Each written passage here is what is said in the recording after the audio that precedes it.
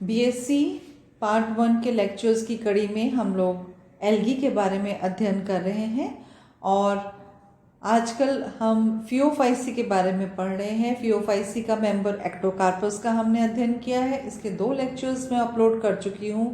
पहले लेक्चर में हमने एक्टोकार्पस का क्लासिफिकेशन, उसकी अकरेंस और फिर उसमें थैलस का स्ट्रक्चर और उसके सेल का स्ट्रक्चर और ग्रोथ के बारे में बात की थी। नेक्स्ट लेक्चर में हमने इसमें एसेक्सुअल रिप्रोडक्शन किस प्रकार से पाया जाता है उसके बारे में बात की थी और मैंने आप लोगों को बताया था कि एसेक्सुअल रिप्रोडक्शन में जो इसका एक डिप्लॉयड प्लांट होता है या इसका जो एक द्विगुणित थैलस होता है उसमें 2 प्रकार के बीजाणुधानी का निर्माण हो सकता है। एक कोष्ठीय या यूनिलोकुलर बीजाणुधानी और बहुकोष्ठीय बीजाणुधानी। जो यूनिलोकुलर स्पोरेंजियम है उसमें पहले मियोसिस होता है, उसके बाद माइटोटिक डिवीजन होने की वजह से इसमें जो जूस पोर्स बनते हैं वो हैप्लॉयड होते हैं या अगुणित होते हैं और उनके जर्मिनेशन से जो पादप बनता है वो अगुणित पादप बनते हैं। जबकि जो प्लूरिलोकुलर स्पोरेंजिया होता है उसमें उसके डेवलपमेंट में जितनी भी डिविजन्स होती हैं वो सभी माइटोटिक होती हैं, जिसकी वजह से उसके जो जूस पोर्स का निर्माण होता है वो सभी डिप्लॉयड होते हैं और उससे डिप्लॉयड थैलस का निर्माण होता है।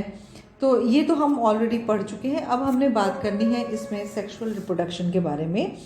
तो एक्टोकार्पस में जो अधिकांश जातियां हैं उनमें इसमें दोनों प्रकार का रिप्रोडक्शन हो सकता है। वो समयुग्म की भी होता है और असमयुग्म की भी, दोनों प्रकार का पाया जाता है। जहाँ पर असमयुग्म की या एनेसोगैमस प्रकार का सेक्सुअल रिप्रोडक्शन पाया जाता है वहाँ पर फिजियोलॉजिकल, शरीर क्रियात्मक और मॉर्फोलॉजिकल दोनों प्रकार से इसमें जो गैमेट्स हैं उसमें डिफरेंस देखने को हमें मिल सकता है। तो इसके हम लोग सेक्सुअल रिप्रोडक्शन की बात करते हैं तो इसमें जो हैप्लॉयड थैलस होता है उसके ऊपर गैमेटेंजिया का या युग्मक धानियों का निर्माण होता है और इन गैमेट्स का निर्माण जो है वो प्लूरिलोकुलर गैमेटेंजिया, ये प्लूरिलोकुलर गैमेटेंजिया है, उसके अंदर इनका निर्माण होता है। और जबकि इसकी जो स्ट्रक्चर है, जो ये प्लूरिलोकुलर गैमेटेंजिया का स्ट्रक्चर और इसका विकास ये प्लूरिलोकुलर या बहुकोष्ठीय बीजाणुधानियों के समान ही होता है। पर विशेष बात यह है क्योंकि ये अगुणित या हैप्लॉयड थैलस के ऊपर डेवलप करती हैं, इसलिए इनके जो युग्मक बनते हैं, इनके द्वारा जो गैमेट्स बनते हैं वो सभी जो हैं वो मोटाइल होते हैं, द्विकशाभिक या बाइफ्लैजिलेट होते हैं, किडनी शेप्ड होते हैं। जैसे प्लूरिलोकुलर में बने थे उसी प्रकार से, स्पोरेंजिया में बने थे उसी प्रकार से, पर ये सभी के सभी हैप्लॉयड होते हैं। तो अब आप देख लीजिए कि इसमें प्लूरिलोकुलर गैमेटेंजियम के अंदर जैसे आपने प्लूरिलोकुलर स्पोरेंजियम पढ़ा था उसी प्रकार से इसमें डेवलपमेंट होता है। गैमेटेंजियम के अंदर पहले जो है वो अनुप्रस्थ विभाजन से 6 से लेकर 12 कोशिकाओं की एक श्रृंखला बन जाती है और फिर उसके बाद इन सेल्स या इन कोशिकाओं में ट्रांसवर्स और वर्टिकल दोनों प्रकार की डिवीजन होती हैं, जिससे करीब 20 से 40 ट्रांसवर्स लेयर्स कोशिकाओं की व्यवस्थित हो जाती हैं और उनका प्रत्येक खंड जो है, उनका प्रत्येक जो भाग होता है वो एक यूनिन्यूक्लिएट, एक न्यूक्लियस के आसपास थोड़ा सा जीव द्रव्यक या साइटोप्लाज्म इकट्ठा हो जाता है, जो कि बाद में ट्रांसफॉर्म होकर एक बाइफ्लैजिलेटेड गैमेट का निर्माण करता है।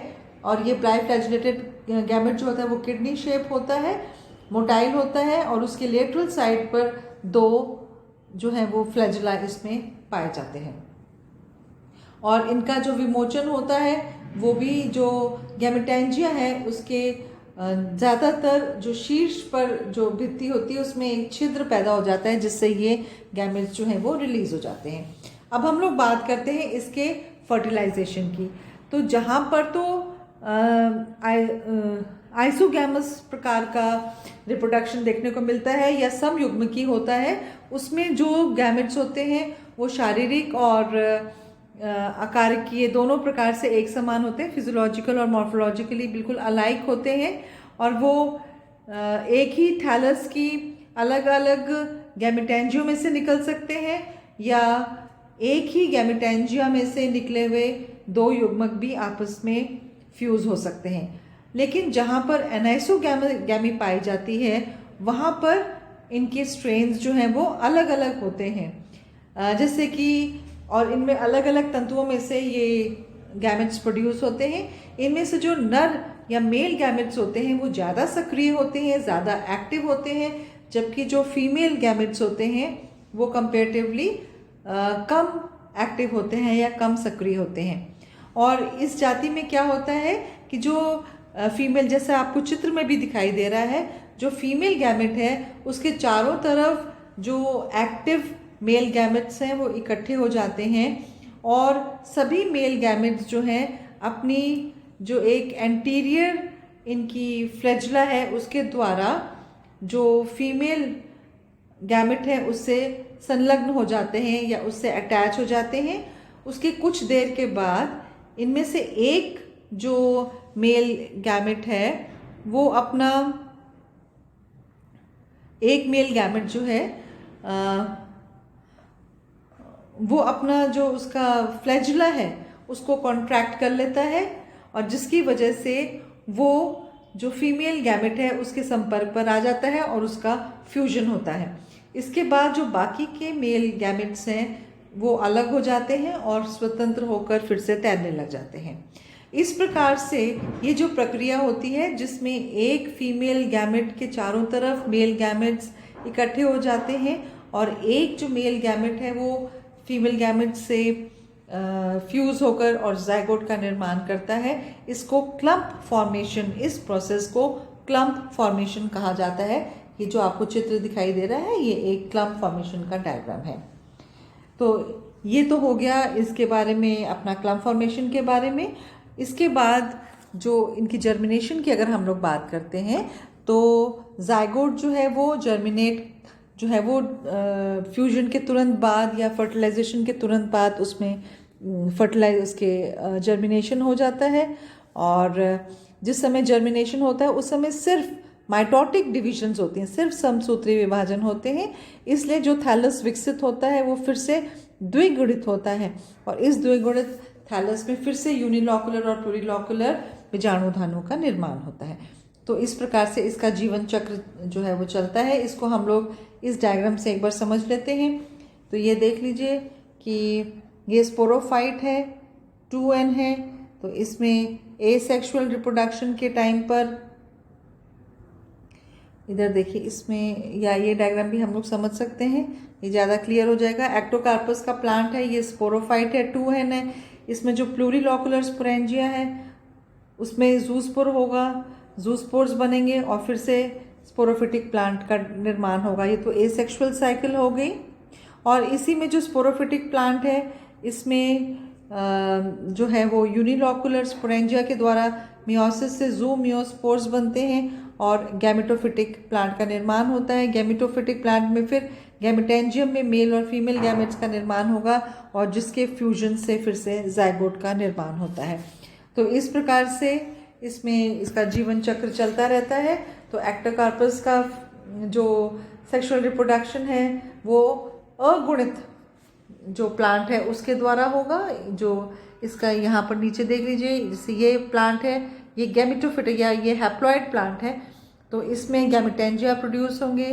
गैमेटेंजिया के फ्यूजन से ज़ाइगोट का निर्माण होगा और ये ज़ाइगोट से फिर से डिप्लॉयड प्लांट का निर्माण होगा, और ये डिप्लॉयड प्लांट में फिर से दो प्रकार के गैमेटेंजिया का स्पोरेंजिया का निर्माण हो सकता है, यूनिलॉकुलर और प्लूरिलॉकुलर। और जो प्लूरिलॉकुलर है उससे फिर से डिप्लॉयड प्लांट का निर्माण होता है और जो यूनिलॉकुलर है उससे हैप्लॉयड प्लांट का निर्माण होता है।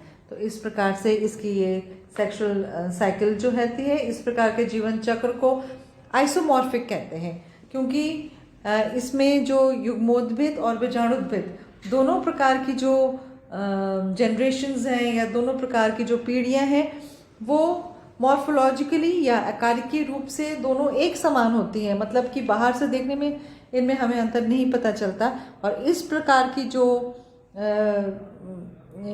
जीवन चक्र होता है इसको आइसोमॉर्फिक या समाकृतिक प्रकार का जीवन चक्र कहा जाता है। तो आज के इस लेक्चर में इतना ही। आशा आपको समझ आ गई होगी। Thank you.